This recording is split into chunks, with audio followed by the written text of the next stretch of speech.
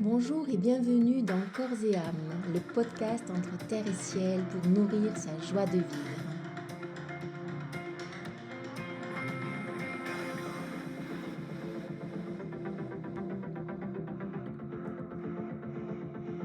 Je m'appelle Sybille et longtemps j'ai été obsédée par mon alimentation pour contrôler mon corps que je n'aimais pas. J'ai passé 20 ans prisonnière de pensées et de comportements alimentaires qui me rendaient malheureuse et qui m'enfermaient dans une vie où j'avais la sensation de mourir à petit feu. Dépendante du contrôle et de la perte de contrôle alimentaire, toute ma vie tournait en boucle sur mon poids et ce que je mettais dans mon assiette. Jusqu'à ce qu'un jour je prenne conscience que je ne voulais plus vivre de cette façon et que pour vivre autrement, c'était à moi que revenait la création du changement que je désirais. À partir de là, un chemin passionnant de guérison et de libération s'est ouvert pour me permettre de construire petit à petit la vie dans laquelle je me sens pleinement vivante. Dans ce podcast, je vous partage sous différentes formes, réflexions, métaphores, contes, ce chemin d'ouverture à soi pour vous donner à voir et à créer la vie qui vous met en joie. Et aujourd'hui, je vous présente l'épisode 4 qui m'a été inspiré par ce que je suis en train de vivre en ce moment. Je poursuis une formation de yoga. Le yoga, ça fait longtemps que c'est dans ma vie et je le faisais comme une pratique personnelle et puis je l'ai transmis aussi bénévolement quand je travaillais comme spa manager dans un hôtel.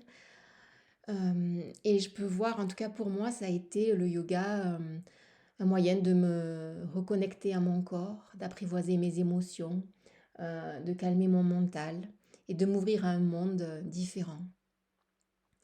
Et alors que je commence cette formation, je vois des choses.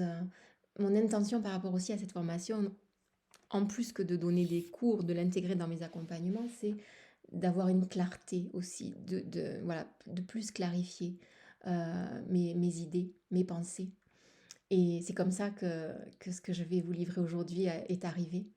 Parce que ma vie se remplit, se remplit, se remplit. Et que je sens que ce remplissage n'est pas bénéfique. Donc voilà le texte que je vous livre aujourd'hui et que j'ai intitulé Un souffle à la fois. Alors dans notre monde moderne, où le faire prend une place tellement importante, on peut rapidement se sentir débordé, tendu. Qui d'entre nous n'a pas ajouté à son calendrier un faire de plus pour satisfaire une demande, une valeur, l'ego sans doute? Qui n'a pas au fil du temps rempli sa journée d'obligations, de tâches?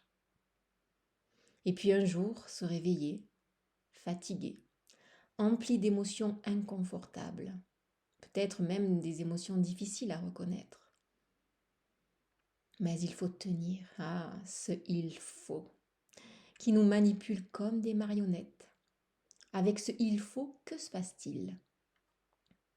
Eh bien, trop souvent, nous nous oublions dans ce faire qui nous amène vers la rupture avec son être profond.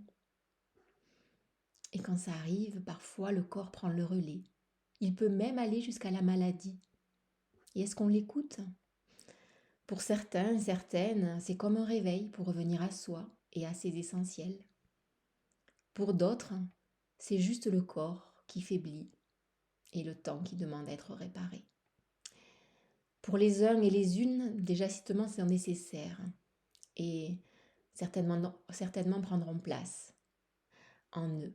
Ils s'accorderont selon leurs nouvelles priorités, leurs nouvelles vibrations. Et puis pour les autres, le temps que le corps se répare et le cycle continuera jusqu'à une prochaine fois. Comme je vous l'ai dit, je peux être de ceux qui ne savent pas dire non.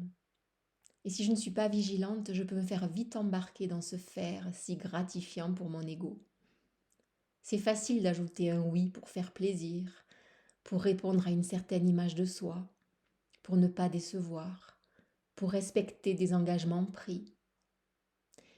Mais ce oui tourné vers l'extérieur n'est pas toujours un oui pour l'harmonie de son être. Un oui qui dit non à soi, ce n'est pas un oui complet. Un tel oui oublie ce qui est précieux, notre humanité, avec notre sensibilité et notre vulnérabilité.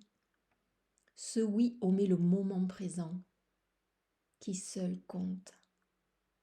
Heureusement, il est possible d'arrêter ce cycle infernal qui remplit nos vies. Comment, te demandes-tu? Déjà en prenant conscience de tout ce que l'on s'impose.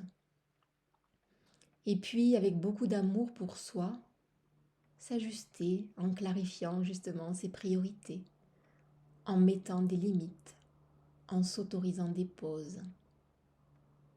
Nous ne sommes pas obligés de faire, de tout faire. Nous pouvons choisir ce qui aujourd'hui est le plus important. Et comme chaque jour est différent, avant que le faire ne nous amène dans sa course folle, prenons quelques minutes pour respirer.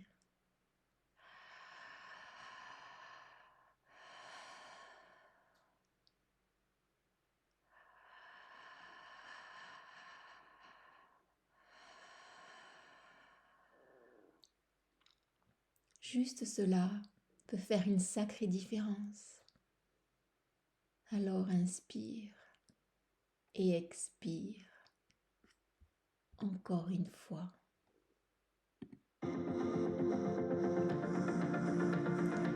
Si ce podcast t'a plu, partage-le, like-le,